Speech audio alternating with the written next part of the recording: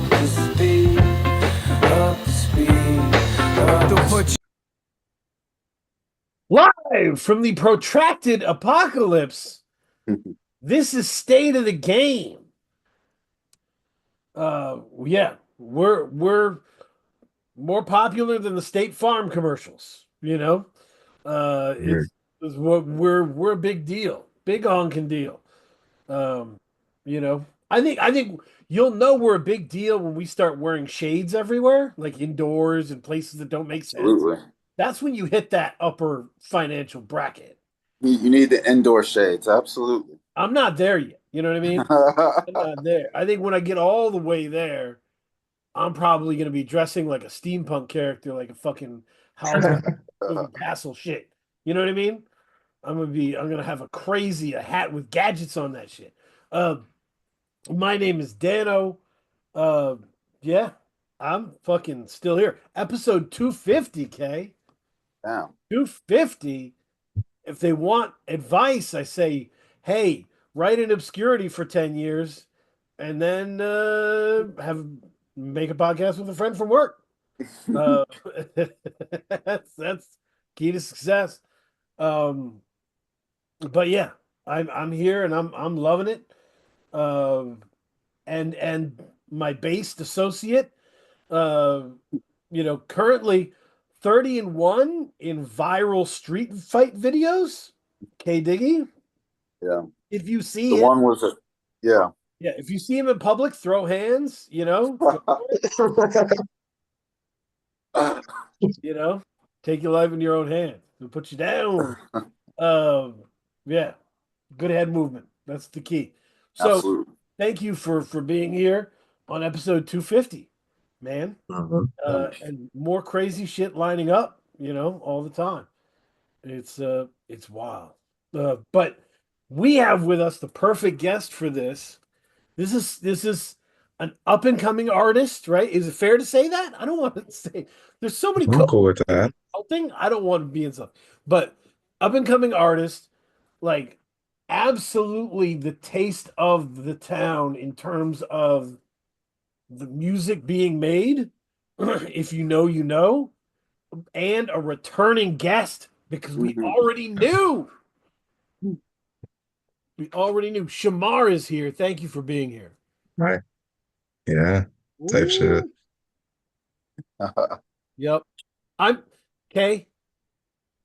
I'm very self-confident about my relationship with Shamar's music. self-conf is there another form? Okay, self-confident. All right. Like in the sense that, like, I'm telling you, before Sun Mundi had albums, when it was just like Lucy's in Discords, I was like, that shit is fire. That person is Yeah. important, right? Mm. Yeah. Like, book it. That's an important motherfucker. I was writing articles about how important Sun Mundi was before an album came out. I feel similarly confident about Shamar. I and for some reason, Sun Mundi is a different example. I think of you along with Hester Valentine Word. for one specific reason, right? There's a when you hear a new artist, Kay, what you're looking for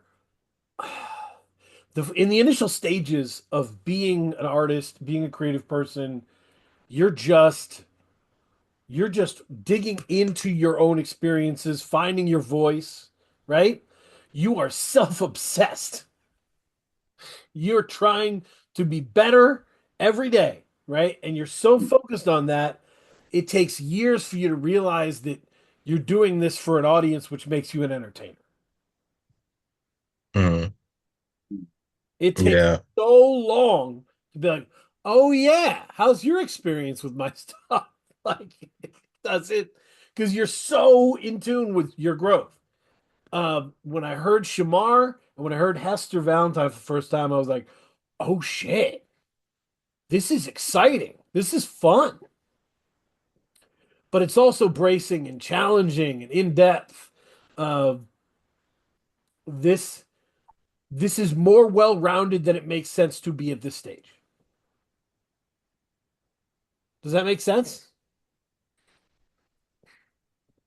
Word. Yeah, I see it. Yeah, it's I'm into it. Yeah, I was very excited about it. And obviously we had you on because you had the Money for Water project, uh, which you produced most of. Um, but now you've produced, sorry, you've put out Emergency, and you didn't produce most of it, Yeah. which is an interesting thing. What is the balance? Was there a reason why you didn't produce all of it and let yourself be free in that way? It's funny because you brought up Sun Mundi, and I was actually just talking to him about this.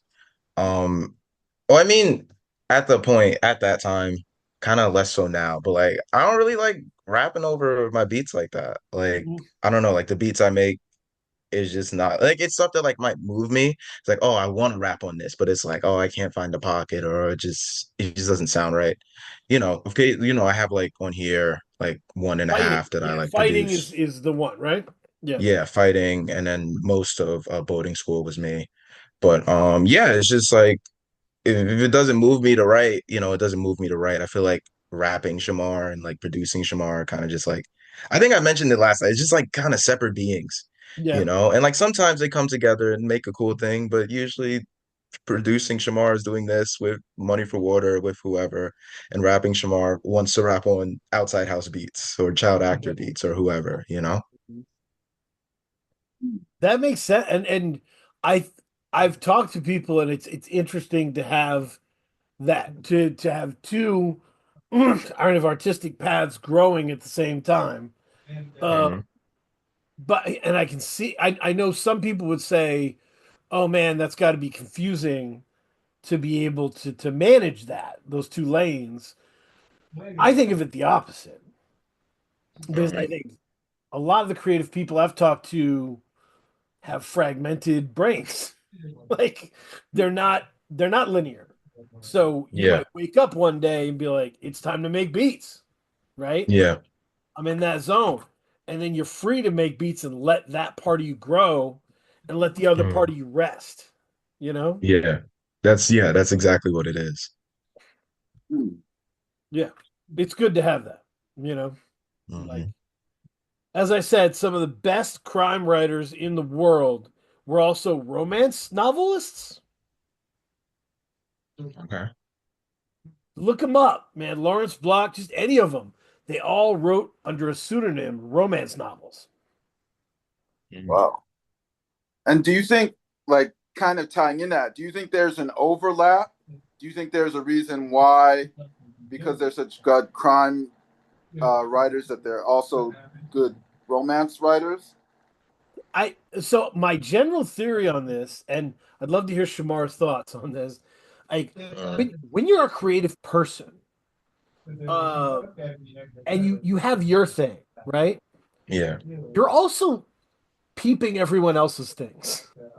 Mhm. And you're kind of fascinated by stuff that you don't do Yeah. naturally. You end up like that's why you see rappers get interviewed and they're like, "Who are you listening to?" And they'll name someone that you never would have thought of. You're like, "You're listening to what?" And you're like, "That's because he wants to run as far away from his zone as possible and figure out something else, crack another puzzle, right?" Mhm. Um, you know, Conan O'Brien was on stage at the Kennedy Center Honors playing guitar, shredding, right? He needs some shit to do that's not his basic shit. So Mhm. these guys were just some of it's money, like they were trying to make money. And romance novels were a great market at that point. Um, but some of it's probably that's interesting. Let me try and see do that. Let me see how that works out. Let this part of me grow, you know? Mhm. I think with that, I'm also thinking about like, I don't know, the overlap between like, I mean, you mentioned like crime writers and like romance novel. It makes me think of like Red Dust from Woods Yep. and how like niggas would be like, oh man, it sounds like he's having sex. And it is like, no, I'm killing someone. I Right. never want to see this isn't a joke, you No, know? yeah. And it's just like the overlap of like this is an intimate moment just recontextualized into a different thing. So I'm wondering if like similar, if like, oh, like looking at crime or doing the act of doing a crime is like an intimacy between me and my victim. And then it's like romance. But then that just goes into how we think of romance and things like that. But you know, Well, noir, right? Noir mm-hmm. uh, is about loss, right? Mm-hmm. It's about loss. If you read a great crime book, and fucking Greg Rucka did this to me once. I love Greg Rucka, great comic book writer, but great crime writer as well. I was reading one of his crime books, 30 pages in. I love all the characters. I stop and I go, oh, fuck. Because now, 30 pages in, no one's died yet. It's a crime book. And now I love all the characters, so I'm fucked. Like, he's going to rip my heart out some way, right? That's what a great crime writer does. Gets you to love the environment and then rips it away from you. So, um, they're still getting you to love the environment. That's still the first half, you know? So the romance is just kind of an exploration of that, I think. Like, and there's a lot of examples of different people doing different stuff. But yeah, I mean, Chuck D's out there painting, you know? Fuck it. Why not? Word. Uh, but yeah, I think that makes sense to let the two grow at the same time. Um, and so in terms of rap, because this Emergency blew my mind. Like it is one of the best albums of the year. Oh, much love. Yeah, it's better than a lot of the albums that are in the conversation. You know, I love Boldy James, but he doesn't have an emergency, buddy. Uh, it's you know, so the thing about it is I'm interested in did the did the words and the themes and the writing come first, or did the sounds come first? Because the people involved in these sounds, Outside Mhm. House, right? You, Gang PTP on the mixing and Yeah. mastering. This is the hell of a group of Mhm. like daring, interesting folks. Yeah. What did the sound come first, or did the writing come first? Um, I'd say the sound came first. I found out about Outside House through Hester, actually. I got Yeah. to know Hester. Hester's first albums, produced by Outside House. And then I remember when he sent it to me, I got the album, it was just like in a Dropbox. So it's just like boom, one, title of track one. And I'm just listening through. I'm like, what the fuck are these beats? What the Right, fuck? Who did this? Like Outside House. Like who the fuck is Outside House? right, You right. know? But I wound up getting connected to Outside House, and then she wound up just like, yeah, here's some beats, cool, do your thing. And then it was just like, word, cool, I'm just gonna like do a thing over these beats. I'm gonna find beats I like. And then her bag runs like really, really, really deep. So it's just like, yeah, this is stuff that sounds familiar to what Hester was doing. And then there's like some other shit that's like, what the fuck? I don't know what's happening here. I don't know what's going on there. Right, And it was just right. like going through the pack. Simultaneously to me going through said pack, I was just going through a lot personally. And then it was just like the sound of Outside House's beats kind of just matched what was festering inside of me. It was just like right moment type thing. It all came together. A lot of like, I was kind of in my head, I split this album into like two halves, like the process of working on the album. With the first half, I kind of just like the crash out half. It's just me over Outside House beats, raw emotion, just dumping. And then a lot of the second half was just me really refining it. And then that's where like the beats from me comes in, Sasco, Millennium, Yeah, the yeah. Boom Psycho joint, all of that just starts coming together in that half. And then it's like making it from like demos and feelings into like an album that like makes sense and stuff like that. And then with Gang, um, I was like, Gang was just someone I deeply admire. Flatboy Sharif's Preaching in Havana is one of my favorite albums of all time. And I was just thinking about that album so much when I was like creating this, thinking about that album, thinking about like Metal Lung from Shrapnel. Those two were like the big albums that I was really thinking of when I was listening to this. What was it? What was in Um, particular about those albums that really resonated?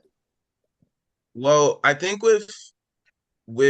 I think I have like similar relationships with I guess both of the artists, Bullet, Shrapnel and Sharif, where it was like when I first heard Sharif, I was not fucking with it. I was like, get this shit. This is too much for me. I heard Woods. I was all into Arm & Hammer. I was like, get this shit away from me. This was when the first Roper album came out. And then I saw Sharif live. And I was like, okay, I kind of get it now. And then he dropped Preaching in Havana. I was like, I'm here for it. This is the best nigga ever. No face, all this perfect, you know? Yep. And then with Shrapnel, when I first heard them, it was like it was cool. This is cool. This is sick. I loved Castro and like the features that he would give Arm & Hammer. I wasn't too familiar with Prem. When Metal Lunk came out, I heard it. I was like, oh, this is dope. Cool. I just didn't really listen to it. And then I don't know what compelled me to like just listen to Metal Lung again, but I was like, I'm just gonna click on it again. And it's like, oh, this is one of the best albums on Backwards. This is like the greatest thing ever. What was wrong with me a couple years ago to make me not be madly in love with this album, you know? So I think just having that like growth with those artists, even though like it's different from like when I first heard Woods, I was listening to Joey Badass. So I was like, this is such a big stretch. But I'm listening to stuff in that wheelhouse. And it's like even this at the moment is too much for me. So just getting to the point where I can like really appreciate it. I think that's what really like kept me gravitating. It's like now that I appreciate it, let me just dig into it as much as possible and see like all of the stuff that I could have caught over these past 2 years, you know, or X amount of years. I think they came out in 2022, but yeah, you know.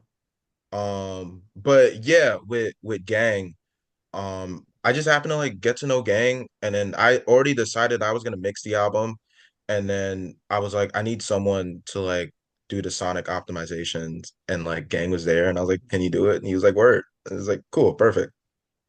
That's Yeah. awesome. So would you say Gang like cleaned it up and made it like pop, or what was? Yeah, that's exactly how I describe it. I think because the whole idea for the album is like I wanted it to like feel loud. And then this was like my first time like I've kind of mixed stuff before, but I was like I'm gonna sit here and I'm gonna really learn how to mix to a point that like feels comparable to the stuff that I listen to, but also like starkly myself. And I know for me, it's like I want the beats to feel loud. I want to like the bass, you can feel it. You feel the things vibrating, you feel it bouncing around, shit like that. And then Gang took that and he was like, word, I see you want to make it loud, but we need to have it so when you play it loud, it's not like grating on the ears. So he really like Yeah, warmed it up. That was his whole objective. And that's I think like comparing the mixes to the masters, it's like it was like I had the mixes for so long and I was like, word, this is great. But the masters, it's just like little things. It's like, oh, I get it. It's just more considerations for like when I mix things in the future. It's like, okay, let me think about what's harsh, what's not harsh. Do I want this to be harsh? You know? right. Being able to like scale the song up. Like there's harsh stuff within the song, but there's some harsh songs that are like grating or uh you know just not made to be pleasing necessarily, but Yeah. they're a little like cheap cars on the highway, you know? They get to a certain volume and they wobble, you Yeah. know? They don't stand up. The sounds don't stand up. And I think that may be what Gang was trying to, make sure that you weren't wobbling, and that Right. when you Yeah. scaled it up Wow. and it got really loud, it could still ride smooth. Well, yeah. Exactly. Yeah. I mean, it sounds like, there's an art to things being loud. Loud Yeah. doesn't just mean turning up the volume as much as it Exactly. can go.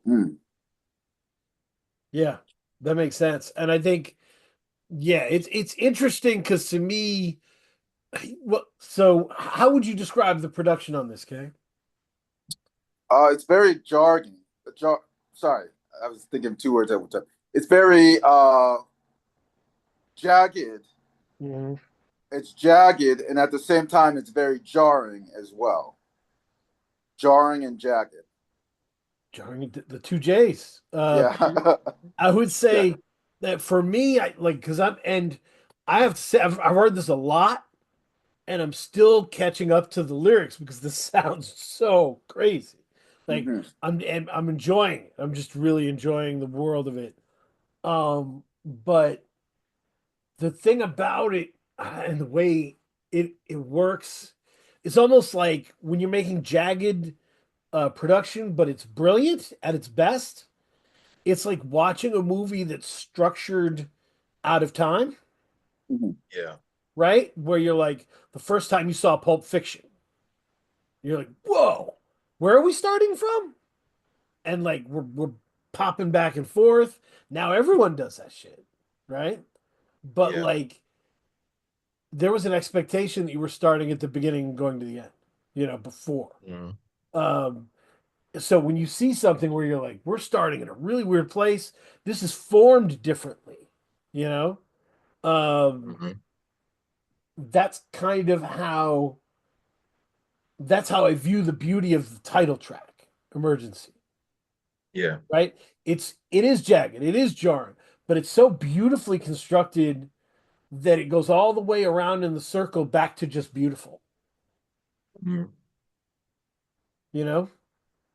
Uh, and that's how it is to me, right? It's so beautifully jagged, it's just beautiful. It's just I'm with it. Um, yeah.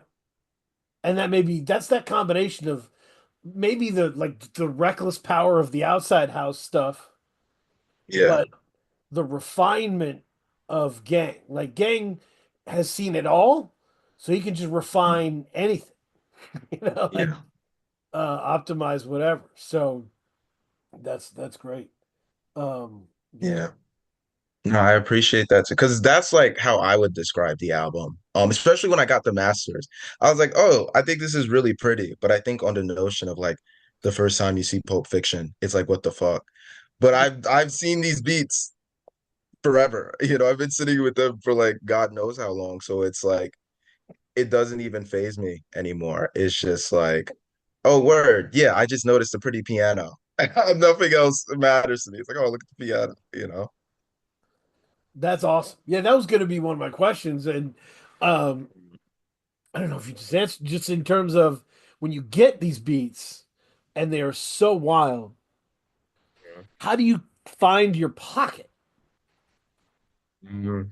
I think for a lot of this album was like me just challenging myself, honestly. The first joints that I actively worked on was Ethereal, I'm Not a Doctor, and Mhm. the first track, Sorecrest. Yep. And then with I'm Not a Doctor, a while ago, one of my close friends, she was like listening to like the song I did, and she's like, "Oh, this is sick." I can't even like you're going too fast. Like there's a lot of words and the beat is crazy and I just need you to slow down It's too much. because my Yeah. brain is not Yeah. keeping up.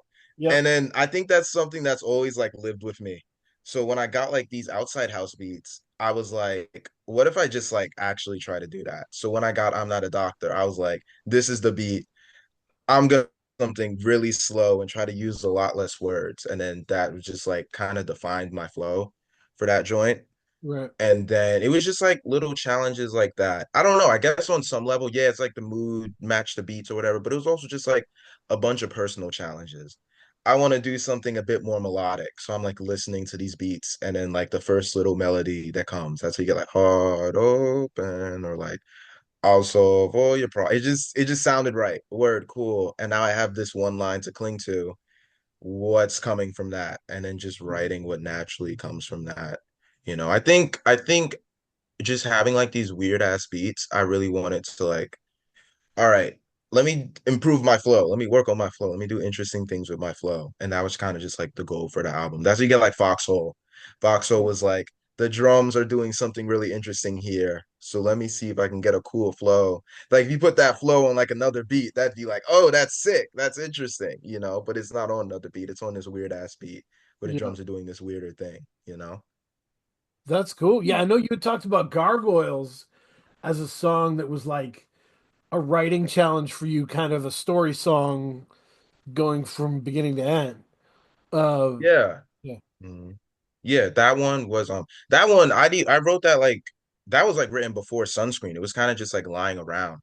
But it was just like off the inspiration of like um this dude was like sitting on the street, and I got like badass eyesight, so I'm like a block down, and it just looks like there's a gargoyle like in front of this school, and I'm like, why is there a gargoyle here? And it's like, oh no, that's a dude, that's a nigga sitting there, and I just felt like really bad, and I was like, this felt like really dehumanizing, and then it was like, Right, man, that makes me think of like unhoused people and how like, they're just dehumanized and they be sitting on the street. But also like just the contrast with like gargoyles. I associate gargoyles with like wealth, be it like literal monetary wealth. Like, I think of right. gargoyles, I think of like the buildings near Central Park. Or like I think of the church. Church is Sure, like yeah. Mm, societal wealth type yep, thing, It's important to society. People value the church. People don't value unhoused people, but they also make up these spaces. You look on the floor near a church, you're gonna see unhoused people. You look on the floor around Central Park, you're gonna see unhoused people because they want money, and this is the place with all the money, or these are the places that are supposed to be providing for them. right. So I just found like that contrast interesting, and I was like, word, let me just see what the fuck happens here. It's dope. Yeah, yeah. It's it's a hell of a growth from sunscreen. Uh, wh- what did you learn from sunscreen that prepared you for emergency? Mhm. I think I learned to trust myself a lot more. Sunscreen was a big deal because Child Actor is my favorite producer. Sure. So when you have your favorite producer being like, yeah, this is sick, it's like, you kind of just gotta like, and not even just on like a rapping tip, but just like I would share like beats with him and be like, yo, this beat is crazy. Or like when Traveling Light came out, he hit me about that. It's like, yo, the beats on here are nuts, Right. So it's just like word. And then like that, and then like just other people, getting more exposure leads to more people hitting you about the thing. And it's like, oh, I am doing a pretty cool thing. So I guess Yeah. like, yeah, that was helpful. I think also just like I feel like I have like two distinct ways that I guess I enunciate or I like project my voice where you have like the louder joints. I think of like ethereal, I guess a bit more aggressive joints. And I think with sunscreen, I like really refined my voice for how to do that, like Skytrain, where it's like, okay, cool, I get it. But with this one, it was like, okay, let me refine the other side of that, the more conversational tone. And I think that was something I really like worked on and practiced on. And then like Outside House, she was really pushing me to like refine that as well. Cause some of her criticisms with like some of the takes. This is one project where I had to like redo takes because Outside House is like, I like the low-key demo a bit more. Calm down, Shemar. You don't need to go all Yeah. that. And I think just that perspective has been really helpful of like, knowing when I need to be big and knowing when I need to be small and let the track be big. So I think that's probably what I got from like working on Sunscreen. That's awesome. Yeah, I mean, it's a big thing. I mean, it's the problem is a good problem to have, right? Having Mhm. multiple abilities, right? And being able to use those and having to manage those, it's a good problem to have. But it is cool. We were talking about that moment when you're like, oh, I really am doing what I'm trying to be doing, Yeah, right? Like, exactly. because it's always, you're kind of just doing your stuff and you have like a group of people around you, but you don't really know if other people on like a bigger scale are going to walk in and be like, meh, you know? Yeah. Like, so having that and being like, oh, this is really good and you're doing really good work is like that's a sigh of relief where you're like, okay, I can go Mhm. extra hard now. Like I don't have to Yeah, exactly. I can get that voice out of my head and move. Um yeah. So that's awesome, you know. Um yeah. The there's like a line that sticks with me. There's Mhm. this album's full of bracing observations, the kind of lines that you can turn over in your mind and think about. And I think it was on what were the first two songs? You said playing house with whiteness. Yeah. And you go into the image of playing house like, with Mhm. whiteness. And in trying to inhabit it and like playing pretending you a white picket fence and like all this stuff, and I was like, wow, that shit is so poignant. Like when you think about it in the scales, all the scales, right? From you all the way up to national, what's going on. Like it's Yeah. really there's a lot there. Um Mm. it's yeah, it's almost I don't know, like a fold out couch. Yeah, Uh I yeah. kind of have a question about that. Like, do you have a process for, developing and refining your ideas? Um, well, I guess kind of. Okay. Usually I kind of just I have like a note specific note on my phone. It's just called like poem thoughts. Mhm. So it's like, playing House of Whiteness, word. I just put Yeah. that in my phone. I leave it there. It exists. And then it's like, oh, I gotta be this feels like it fits here in this idea or whatever. Cool. And then usually my writing process usually just leads to me kind of like being forced to like constantly reflect and refine as I'm writing along because it's like the way I write is I have to be like constantly saying the verse out loud from start to finish a verse. So it'd be like, okay, I have a couple lines.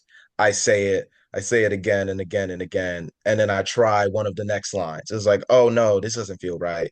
Or okay, cool, this feels right. And then when I have a verse that feels right, then it's a matter of like, does it like make sense or does it like feel good? It feels right in my out my mouth, but does it feel right in my heart? I Right. guess that's kind of like the differentiation. And then also like in my brain, because think about like did I hit rhymes in cool, interesting places and things like that? But it's like what I care about the most is like, does it feel right? And then I think the interesting thing with like, I don't know, just doing music in general is usually like I tend to get it. It's like it'll feel right in my heart, but I won't like fully 100, 1000% get it until like eventually it's just like, oh, word, this is really what I'm refining on. And then do I need to like hone in on that more? Like with Foxhole, for example, the first demo of Foxhole, the hook was there, and but the verse was like completely different. And then, but it was like, man, I really like this hook, so my heart feels good. But then just going back to it, it was like, yeah, the hook is really good, but the verse has nothing to do with the hook, and that's a problem. So now I need to actively sit and figure out what's the words that need to be here for this song to make sense and for this song to be valuable because it feels like it should be important, and it's like how can I make it important? And that's one of the things that I think is a calling card for what for your writing is Mhm.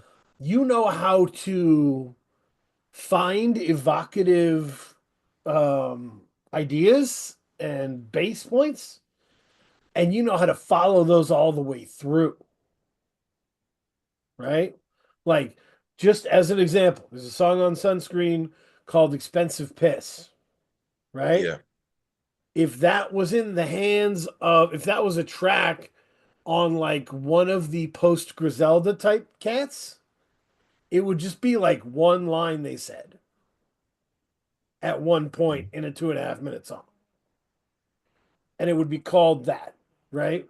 yeah, But for you, like you built the hook around it, the verses relate to it. So you don't just give us the evocative thought of expensive piss, you fully explore that thought. So mhm, by the end of it, we feel like we've gotten what we should have gotten out of it. yeah,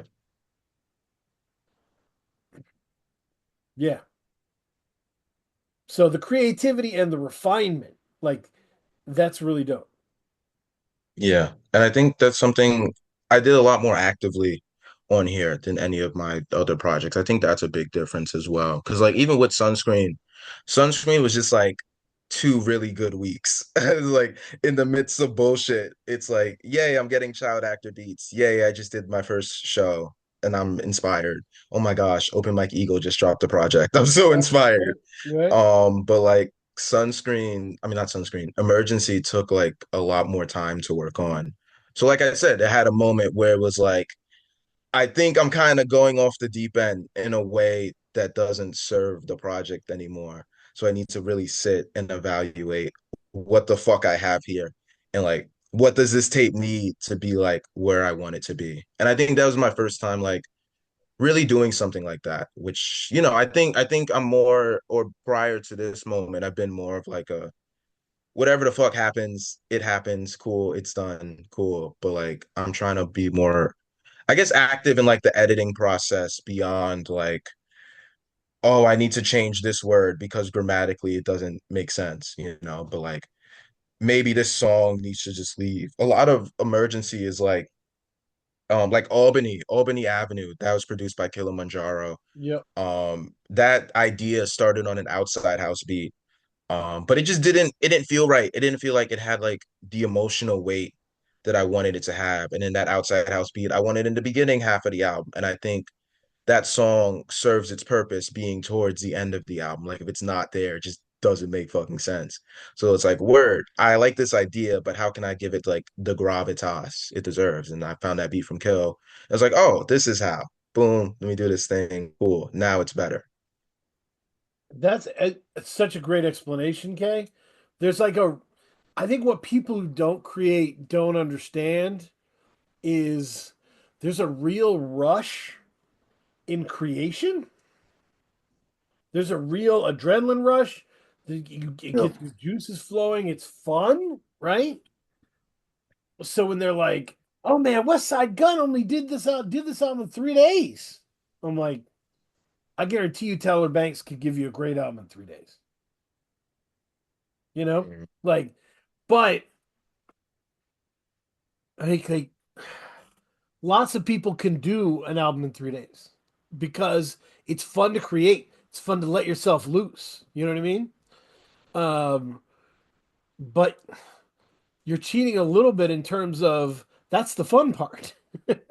yeah. The editing is where you make it a diamond, you know? So I've never been seduced by stories of how quickly someone made an album Mhm. because I'm like, yeah, I'm fine with you taking more time to make sure things are in the right place and to go back and, you know, it, turn things up, tweak things up. And the only way to learn that, I think, is you do it the fast way, and then you look back and go, man, that's like 70% of what I wanted to do. And I know I left Mhm. that 30 on the ground, you know? Mhm. So I salute to you for getting there quicker than a lot of people do. No, I appreciate that. Yeah. Yep. So before sunscreen, before traveling light, like Mhm. when was the origin story? When was the turning point? What was the how did you get to here? Um, I mean, well, I've been writing for like a while. Yeah. Just like poems and things like that. When I first started writing, it was when, bro, Tyler dropped Flower Boy, and I was like, yo, this is the greatest album I've ever heard. I was like a high schooler. So, Yeah. I was like, word, I'm a rap, and I fucking sucked. So I was like, word, I'm gonna write poems and I'm gonna become a good rapper. But I just fell in love with poems instead. So I was like, word, I'm just gonna do this. My best friend, Burning McCall, he does a lot of like visual art as well. Mhm. But he was rapping. I got to know him off of him rapping. We became close, and we would just like take type beats from YouTube and just do our thing. And it was eventually like, I don't want this nigga rapping on type beats or even have to think about paying for beats. So I'm gonna learn how to make beats. So it's like while I'm doing my poetry thing, I'm like learning how to make beats, eventually get Ableton, whatever, whatever. But then I have all these beats and I have like badass social anxiety. So I'm not gonna hit rappers. I think at this point, I think Money for Water and I were like following each other. Yeah. But like I could have easily hit him and then traveling light could have existed earlier. But like I'm too anxious, so I'm not doing that. Right. But I had all these beats and then I just wasn't really writing poems much anymore. It's funny because I was taking like a poetry class and I was like, man, this is gonna get me back into writing poems. And I just wound up submitting my old poems and acting like I just like passed the class. Yeah. But it was like, word, what if I like try rapping? And then I had like a mic at home. I got like a little setup and I just essentially did kind of what I did with Emergency, except like I fully produced it, where I just did everything myself. Mm. And then from there, like, I meet Money from Water, I beat Kilimanjaro, and then like, things just kind of build up from there. It's interesting, like when I think about Emergency, I think one of the reasons I was kind of worried about putting it out is because I feel like there's like two very distinct lines in my discography where there's this project I did with Kilimanjaro, As I Become Collage, which I fucking hate. The project, so whatever. I that and then there's my first album, Obtuse Ways, which I'm also kind of whatever on the notion of like what we were just talking about like 70%, maybe Yeah. not that Yeah. 30% type thing. And then Sunscreen. I think Sunscreen completes that line, that sonic line, and it's like, word, this is cool. This is great. This is something I can stand by now. Yeah. But I feel like my first project, like even if you listen to it, it's like so radically different. Even like my production, I don't know what I was on for those like couple of weeks, but it's just like weird and different and stuff. Yeah. So when I was working on Emergency, it's like, oh, this feels like I'm back at my first project where it's like word, even though I have like so many more friends that I can like reach out to and who can help me and things like that. But it's just like the energy, the weirdness and things like Yeah. that.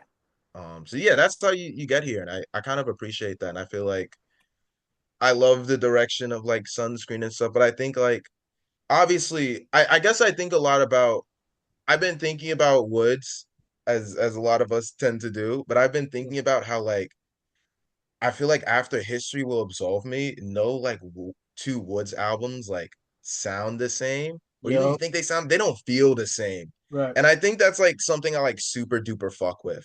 And I think that's like what I want to do moving forward. Like the little stuff that I'm like kind of working on right now. I'm not like be like I cannot sound like Emergency, but it's like I don't really want to. This isn't my headspace anymore. And I want to like embrace Yeah. that and just see Yeah. what Where comes you out go. of yeah, exactly. You know? Yeah, it's we were talking about Red Dust earlier. Like he was like, I'm never gonna perform that live. Yeah. Hiding Places was a painful period for him, and Red Dust is the indicator. Like that is the flag planet of how painful his life was at that point. So he's not Mhm. gonna come back to it, which makes it even more powerful, Yeah. important, right? It becomes like our thing, you know? Mhm. If you know the importance of Red Dust, that's different. You're different, Yeah. you know? Mhm. Uh, I'm old. I remember in school, kids going nuts for Tupac's All Eyes on Me, right? Mhm. And I remember being like, you've never heard his heart because his heart is in Me Against the World. Oh, yeah. Like you're in for the like porn stars in the video and the champagne and all this shit. Like, you know what I mean? The leather. But you don't know this man's heart because that's on Me Against him. Mhm. Uh, so, and that's kind of where like Woods leaves you with those spaces, right? Yeah. Like Maps to me is about learning domestication. Mhm.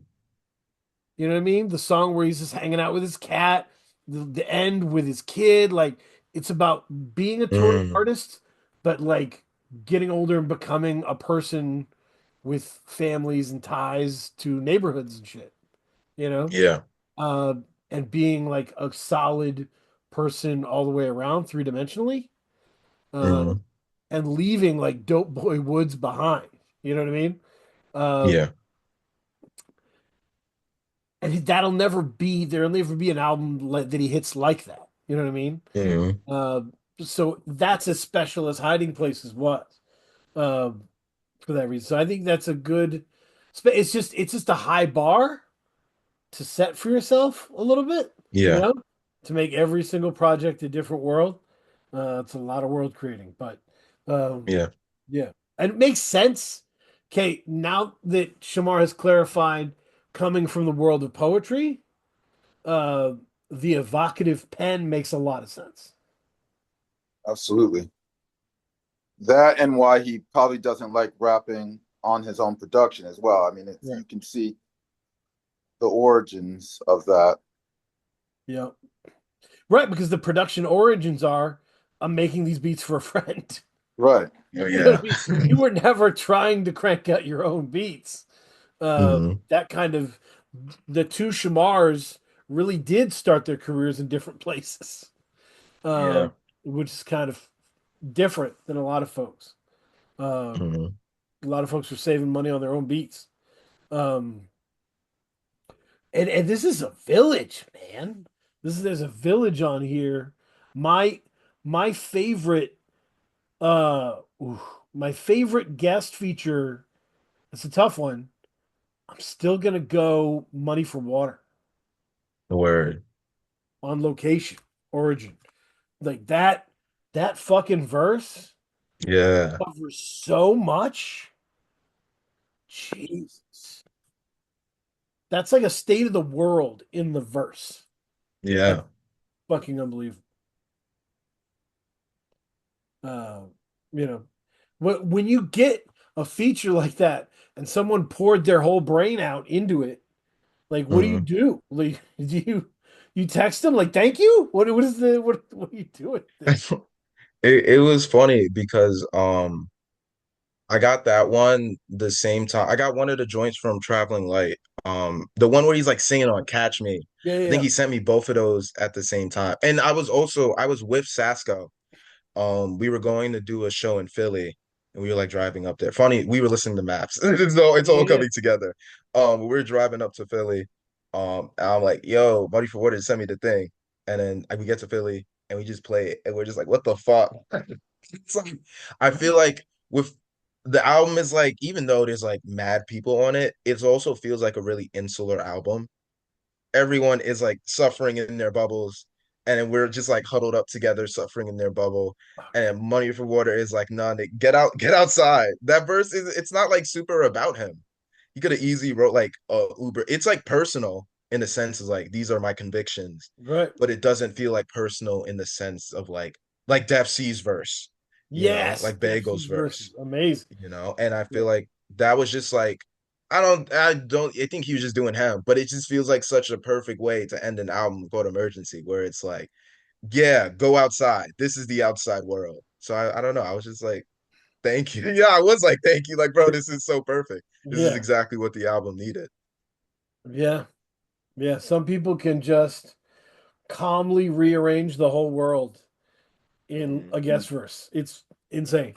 Yeah, Money for Water, incredibly talented. The Def C verse is fantastic, obviously. And shout out to Def C for just being on these weird beats Yeah. and not fearing any of that shit. That's cool. And supporting up and coming artists. Um, did anyone stick out for you, Kay? I like J Cinema. Ooh, Jay Cinema. Uh, Yeah. fighting Yep, with the three yep, G's. Yeah. yep. That's the one Shamar produced. Yeah, Jay Cinema's dope. Absolutely dope. The yep, delete glitch is great on the title track. Yeah, I'm a big fan of all that stuff.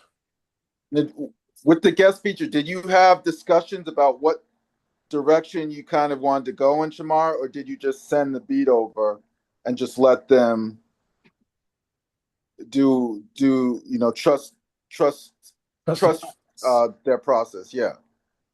I mean, it kind of differed from like person to person because there's some people on here who I have like really close, not only like I'd say most people on here I have like close personal relationships with, but also like close collaborative relationships with. Like Jay's the bro. I just I send him a track and I'm like, this is my verse, and he's gonna match it. He gets it, you Yeah, know. With Delete Glitch, this was my like first time working with him, and it was like we became friends because Burning McCall was doing his cover art. Delete Glitch knew Burning McCall through me, and it was just like, yo, we just like happen to start talking. I feel like Delete Glitch is actually like really important to the album, where like he's kind of the transition between like the crash out section and like the refinement because we had a conversation that led me to really like I guess change my perspective on the way I was writing this out. It's like yeah, word, I have some things I need to edit and work out and things like that. And then just off of that conversation, I was like, well, we're talking about the album. What do you think of this beat? And then, and he's just like, word. And I guess just hearing that hook back for the whole verse, but like the hook especially, it was just like, oh, this feels so powerful, especially So as someone who like knows his music. It was like I wouldn't have expected this from you in like a million billion years, yeah, So it was just like, yeah. And then there's also people like Yo OG, where it's like we're cool, we see each other around, we like see each other at shows, and it's like, what's up, cool, and it was just like he just happened to hit me right after I did my verse on there, and I was like, I want someone on here, and you rap good, and I want to see. It was more just like, I wonder what's going to happen. And then when that happened, it was like, oh, sick, cool, you know yeah, dude. word. Yeah, Mhm. no, that makes sense. Like, you can gamble with every feature if you want, but that can leave your album really fragmented. Yeah. It seems like what you did, which makes sense, is you had like a guaranteed segment of the guest verses that you knew how they were going to go. Mhm. You know, But like I would say like a lot of them surprise, like the only one that I felt like really confident about, like I hear it, I get it, is like Jay. I'd say like Hester, for example. I got that beat. I was like, oh, I hear Hester on it, but I'm thinking, I can't cut your hair, Hester. Oh, I'm in your face. I'm yelling a million billion ad libs. So when I get the verse back, that kind of threw me for a loop. It took me like getting adjusted to it. Like, okay, this is a lot calmer. This is a lot tamer than I expected. But then you like actually listen to it, and it's like, oh fuck, this is amazing. It's right, just right. not what I envisioned at first, but this is better than what I envisioned. This is why I let you do you, and I just give you my verse. But they were, yeah, and people definitely surprised you, but that you Yeah. knew what they were going to do, right? You knew that they were like high quality and matched Oh yeah, what you were doing, absolutely. and Hmm. were in and made sense for the tapestry of the thing.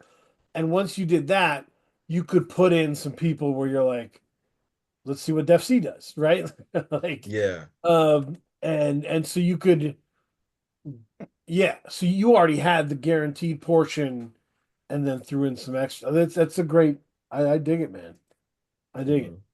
I was listening. I listened to a bunch of albums today, and I was like, I like it when people have like a crew of really dope people. They know the features are going to go well, and they rock them in, tap in the world, um, make them part of their world. I think it's cool. Um, Yeah. so yeah, and Jay Cinnamon was like that for you now. Um, Hmm. yeah, yeah. What? So okay, Yeah. talk runs, buddy. Hmm. How did you feel about this? Do you have a run on here? Do you have a? Uh, I mean, for me, I think the strongest part was the middle section. I'll go from 6 to 9. Yeah, Uh, Hero Pond, a theory, yo. I'm not a doctor. I'm a physicist, yep. and nature's supposedly all algorithms. That's good. That's good. I Yeah, yeah, I enjoyed that middle stretch because, like I said, I mean, when you first turn it on, it's very jarring. right. You're Definitely. trying to digest it. And I think by the time you get to Hero Pond, you're starting to kind of settle in for the ride. For me, I should say. I hear you. I'm gonna go 12 to 15. Hypertension, Mhm. Albany Ave, emergency, location, origin. Mhm. I love how this album ends. Yeah. I love that the craziness of the production becomes a celebration Hmm. of how strange the world is. Like it, it by the end of it, you're like, oh, this is a better representation of how chaotic the world is than a clean beat would be. Um, so yeah, I think the world of it. Yeah, I appreciate you. Um, Mm. Word. is there are there any runs on here that when you got it and you listen to it, you're like, Oh, that's the sweet spot. That's where this thing forms. Shamar. Whoop. Oh, Oh, good. sorry. Hmm. That's a tough question. It'd probably be like around like what Kay was saying, like Hero Pond Yeah. and things like that. I kind of split the album in my head, and I guess also publicly into like three different sections Mhm. where you have like 1 through 5, you have 6 to 11, and then you have 12 down. Yeah. But even like those sections in my head are like split into subsections where it's like 1 and 2, 3 through 5, Yeah. 6 through 9, 10, 11, and then I would still probably put 12 down just like as its own thing. That's cool. But yeah, I think like Hero Pop, but especially like Ethereal is like, Yeah. okay, we're in for a ride. And I think that's really interesting too, because Ethereal and I'm Not a Doctor are like the first two songs I intentionally did for the project.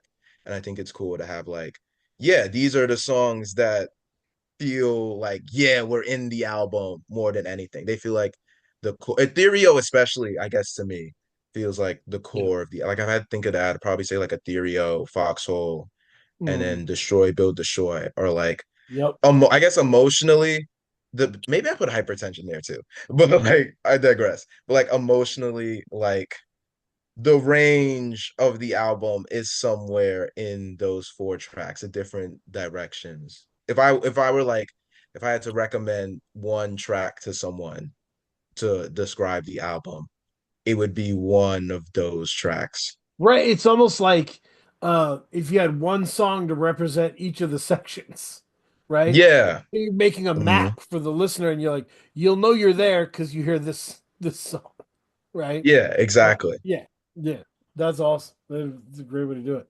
Um, and a great way to think about organizing the track listing, right? Like, Yeah. you just understand the flow and the mood of it, and how it Mhm. goes. Um, yeah, so that's awesome.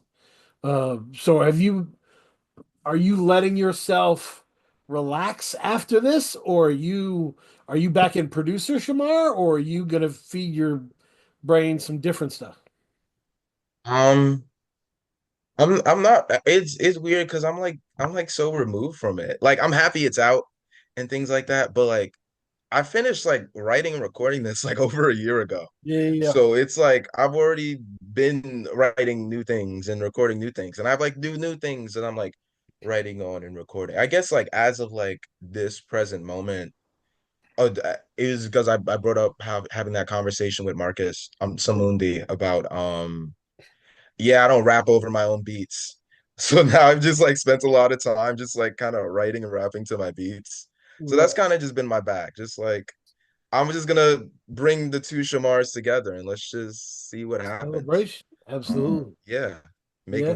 Making new like artistic friends and then building relationships with them and just seeing, okay, you're teaching me this new thing. Like this one really dope producer, Scoops. He's like super sick. He has a project with Delete Mm. Glitch, and a lot of the stuff that he does is like super drums heavy and things like that. So it's like, word, what can I learn from you as someone who's like I don't really give a fuck about drugs. It's not Right. like my bag often, but it's like, word, maybe it can be my bag. What interesting thing can I pull from you and do here texturally, whatever, whatever.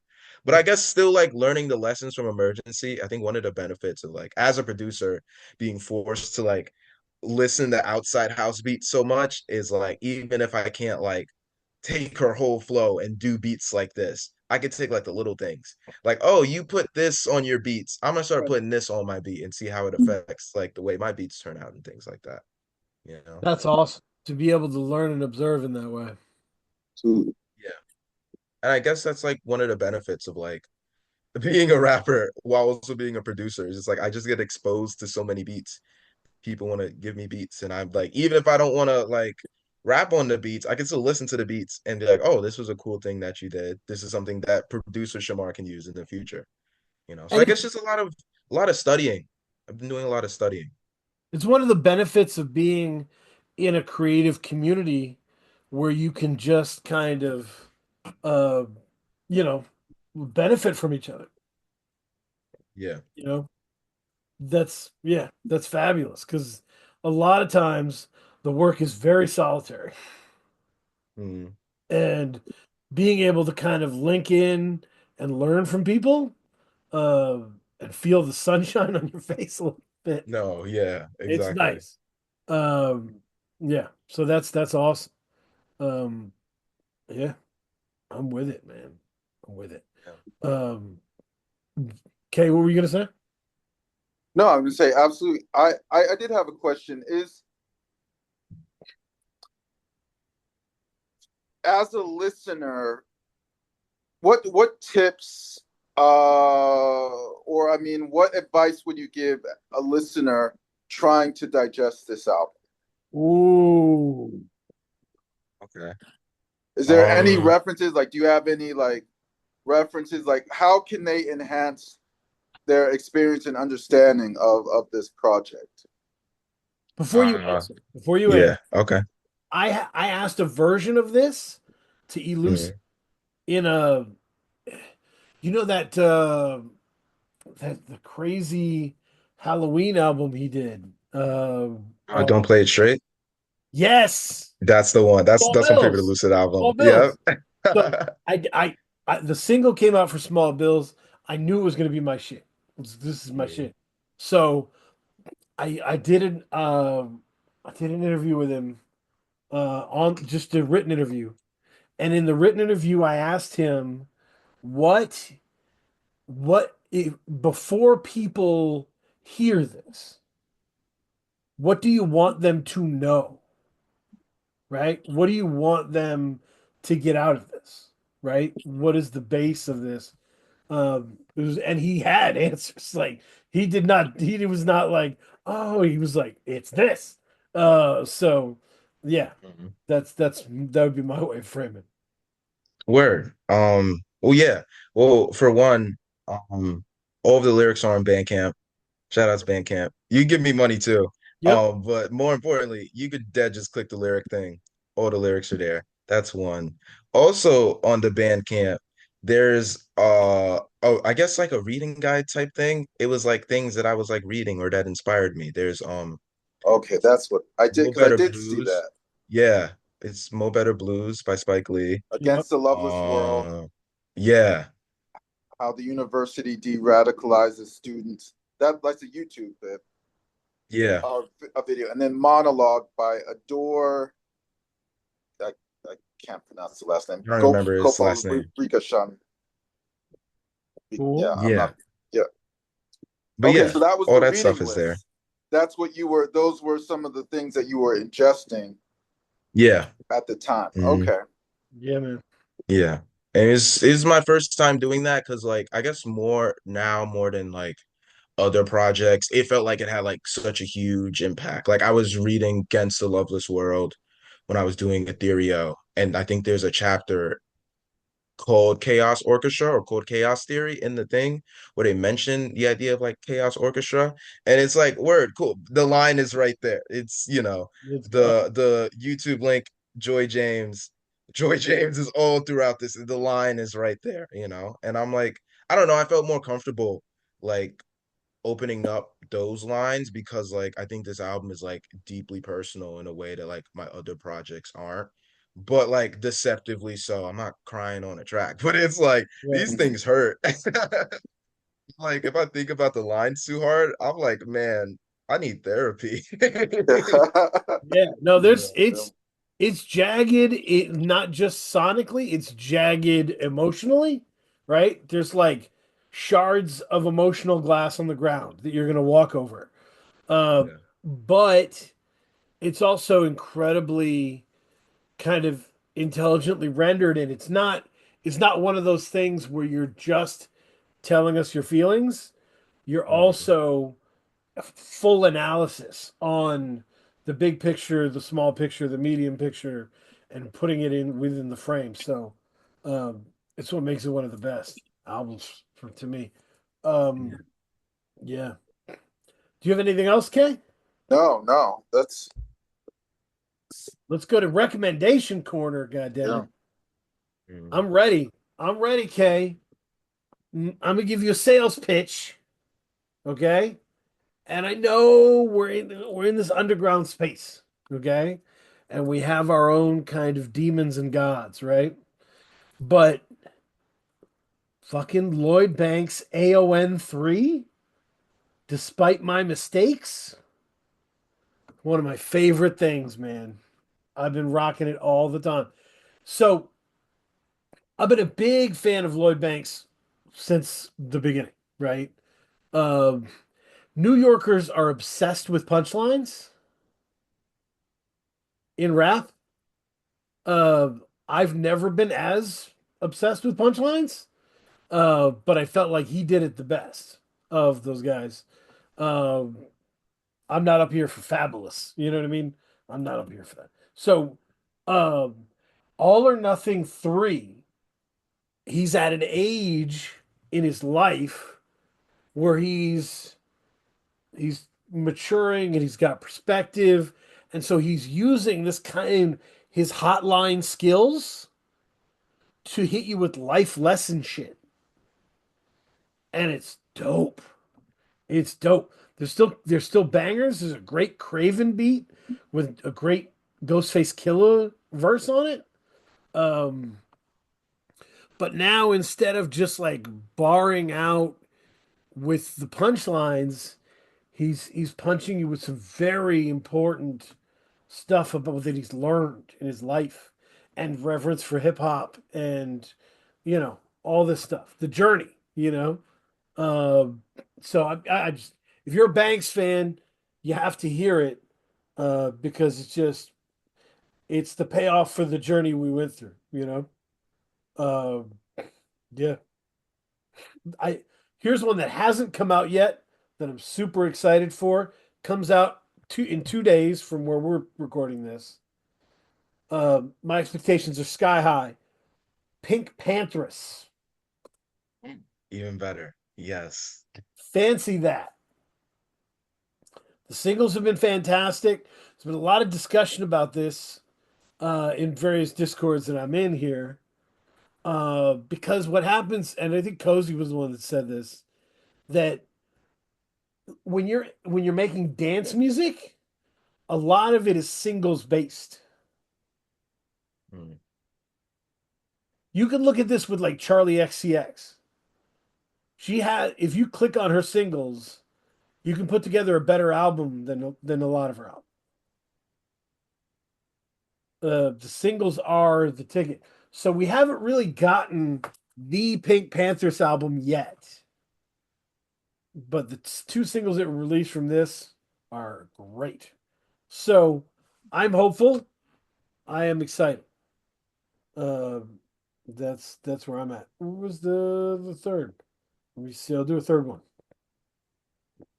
Um, I mean, do you know what album I was pairing with Emergency? What album? What up? White Men Are Black Men Too by Young Fathers from What the 2015. fuck? Have you heard of Young Fathers? No, hold on. Wait, I'm gonna So go white catch men it. are black men too? Yep. I think it Or won a Mercury Prize. Uh, they're from the UK. Uh, mm, Young Fathers really dope. It's a very TV on the radio like ish sound. Uh, mm. yeah. And they are black people in the band. It was a cheeky thing. I think Yeah, I had to check. it's not this is They not got one. They got one. Yeah, I was like, okay, word, this is safe. this is not Republican like stuff where they're like. Uh but yeah, it's dope. Really paired well with it, so I would recommend that. What do you listen to, Shamar? The new Nayante album, I just Ooh. realized it's supposed to be For the Love of Money. I just realized that yesterday. But yeah, I love this shit.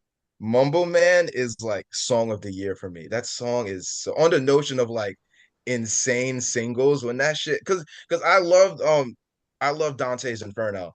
So I'm like, word, that's the standard, you know? And then I hear Mumble Man and it's like, okay, this is great. This is perfect. Cool. Yeah, Neonte is you know. so weird.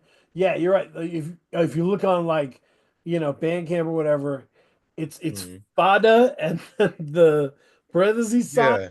and then three of money. That's Neonte's I don't different. know what this means. And it's just like, oh, this is for the love of money. Yeah, and I because like when I would listen to it, Mumble Man is the fifth track. So Yeah, I'll just go one through five, and then it's like, oh, this is the best song. So I'm just gonna loop this for a while. But then yesterday I finally was like, let me actually listen to the whole album. yeah, And it just went in a direction that I like didn't expect at all. And it was just yeah. like, Trigger Man is I'm so wild. happy I Yeah, kept, yeah. yeah. It's a weird one. I'm still wrapping my head around it. Uh, Hmm. but it's out there, man. I got a lot of respect for it. Like that's the thing I don't understand about people is like Neonte's weird. Obviously, it's different, it's strange, it's not your typical stuff. Yeah. But like you have to know on some level it's really good. Right? Yeah. Even if it's not your jam, it's really good in what it's doing. Hmm. Uh, so just like tip your hat and walk away, you know? Yeah. Um, Mhm. yeah. What else are you And rocking? he's like real quick with Nyanse. He's like one of those dudes where like you take out his lyric sheet, it's like, oh, this is bullet. Like he got lines. And Yeah. it's like, yeah, he's like subtle with it, but it's like, just look at that shit for a second. But I was gonna say the new Prem Rock. I Oh, remember Yeah, Ro was talking about it, and he was like, "Just keep listening to it." Because the yeah. first listen, I was like, "Oh, this is cool." It's like, oh, okay, this is cooler than cool. But now it's like this might be my favorite album this year. This shit is so unbelievable. It's like I can't believe this absolutely. just exists in this world right now in the present moment, you know. And I guess like on a personal level, just having an album so like about like doing art Yeah. as someone who's doing art and feels like I was listening to like y'all talk about the album while I was at work and it's like bro I needed to hear this right now and then I go back to listen to the album it's like I super needed to hear this right now it No, just it, hits like it's one of those things perfect time. we've talked about this a lot, me and Kay, where like, DJ Khaled would be like, it's a movie. And like some people are putting out novels. Mhm. Did you enjoy your time here as a novel? Yeah. And it's one of those Great put it. novels your friend gives you, and it's like you have to fucking read this. Mhm. But yeah, no, yeah, that album, The edges incredible of it are shit. frayed because it's been passed around to so many people. Mhm. You're like, you got to read this. This is fucking great. This book is fucking great. Um, that's how Did You Enjoy Your Time Here feels. It's just it's a novel. It's huge. Yeah. There's so much going on. Mhm. And I guess my third one, so one that like Loki, I don't read this in like an offensive way or anything like that. But I was just like, I don't know what to expect. The new Fat Boy Sharif album Yeah, kind with of that like one. blew my fucking mind. Crazy. Like, cause it's like since Havana, I've been like kind of like, oh, this is good, but Havana's the one, you know. Everything's like, oh, this is cool, this is cool, this is cool, this is cool. But this one is like when I heard the single, it was like, okay, this is good, this is great, word. But then you hear the whole album, and it's like, what the fuck? Like I've Yeah, had like multiple people like, this is his best album, and it's like it's up there for me. it's up there. It's kind of undeniable, and I guess like it felt like the other albums had like maybe I just missed the rollout, but it felt like the other albums had like so much bigger of a rollout. This one feels like a lot more low key. It So I just does. like clicked on it and it was like, oh, this is give this the enormous rollout. Let's get like 20 interviews about this. I need to know everything about this album, you It's know? yeah. Yeah, I hear you on this. I mean, it definitely is within the Havana playbook Mm, of Sharif's universes, right? Let Me Out. Um, it's not as like straight up bananas as the Lungs EP or whatever. yeah, Um, and it's not as kind of brilliantly jagged as or sorry, I would say uh jagged but user friendly as Gandhi Loves Children is, right? Gandhi mm, Loves Children is still just a badass rap album, right? Like yeah, um it challenges, but like it scales back, right? It's Mm, got that Muppet song that's just beautiful in the middle of it. Like Roper makes things beautiful. yeah. And so this is more in the Havana space. Mm, Um, but it's yeah, it's awesome. I love it. yeah. And I Um, only really knew Drive By from like the wavy bagel stuff. yes, yes. So it's just like, how is this gonna go? And then it's like, word, unbelievable. That's how it's gonna go. Unbelievable, man. Yeah, it's great, great project. That's a great recommendation. Kay, what are you rocking with? Nothing new. I'm just gone back to a lot of older singers. Like I'm listening to a lot of Ella Fitzgerald right now. Ooh, Yeah, just some old classic singers. But looking forward to. I'm definitely gonna check out that Pink Panthers. I can see like Keith on a porch in an all white suit, drinking an Arnold Palmer, listening to Ella Fitzgerald. Absolutely in the rocking chair. Yeah, Yep, yep, absolutely. yep. Yeah, that's dope. That's dope. So I'm into that. What have I been trying to think if I've been watching anything? I need to go to the movies more. Uh, I haven't seen Sinners. I haven't seen Thunderbolts. I haven't seen any of that shit. It's so Sinners is Although unbelievable. Singers is great. there was a whole conversation at my work about people being like, "It's great, but it's not the best movie," and you know all that shit. And to me, I'm always like, I don't know. I'm the opposite with this shit. Like, I if you're like, this is the best movie of all time, I'm gonna put a lid on that. Like, I'm not gonna let that hype me to a crazy degree. I don't care how much I respect your opinion. I can't come into the theater like that. You know what I mean? Mm. So I'm gonna put a lid on that one. But if you go, this is the worst shit I've ever seen. That's when I get hyped. I want to go to the theater at that. Mm. Uh, One of my favorite theater experiences, sorry, okay, was um, going to see Gotti with John Travolta. Oh, Gotti. Oh, you said You Gandhi. remember the It's like Gotti Gandhi. movie that where John Travolta No, starring in it? no. What? How was it? Oh, it's one of the worst movies ever. Oh And wow. it was beautiful. And me and my friend went to see it, and it was hilarious. And like this old like Stacy Keach, this old classical actor, was playing one of the Italian gangsters in the Gambino family, who was the head of who was in charge of Gotti, but he didn't change his voice at all. So he just sounded like Stacy Keach, like the classically trained actor, saying mob things. It was hilarious. That movie is a train wreck. I love it so much. No, but sometimes the worst movies are like the best theater experiences. Yep, yep. That's Absolutely. kind of felt like what was that movie I saw? Was it Megalopolis? What was the movie that came out last year? Was it Was it Metropolis or Metropolis? Yeah, that was like the most ridiculous experience I've ever had in a movie theater. But I loved it though. It was Off the very Rails? memorable.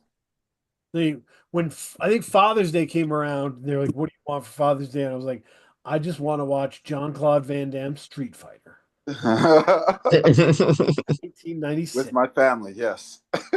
Yep. And they were like, "Why?" And I'm like, "It's terrible. It's terrible. That's why." It's beautiful. I mean, when are you going to see, Raul Julia in a fight scene with John Claude Van Damme? That's amazing. So, yep. But I need to read more, and I'm trying to get that done. But yeah, yeah. Shout out to everybody. Listen to Mike and Tony Seltzer's Pinball too. Yeah, we'll get that. I'm trying to have a Mike episode at some point, Oh but if hell yeah. if we do, it's got to be big. It's got to be big. We got to get some impressive people together on that. Mm, So we'll see. We'll see how it turns out. But yeah, thank you for 250 of these episodes. yeah. I think the first 15 no one's heard. Uh, but the Shamar, when you were talking about like getting that gratification of, oh shit, I am on the path I'm supposed to be on. I was thinking Mhm. about that for me here doing this. Mhm. It was Kay wasn't here. I was doing like maybe it was 2020 year wrap up in review, and with Nate LeBlanc of Dad Bod Rap Pod. Oh, word. It was really dope, and I was just dumping theories about different things, and um, he stopped me and said, "Do you do drugs?"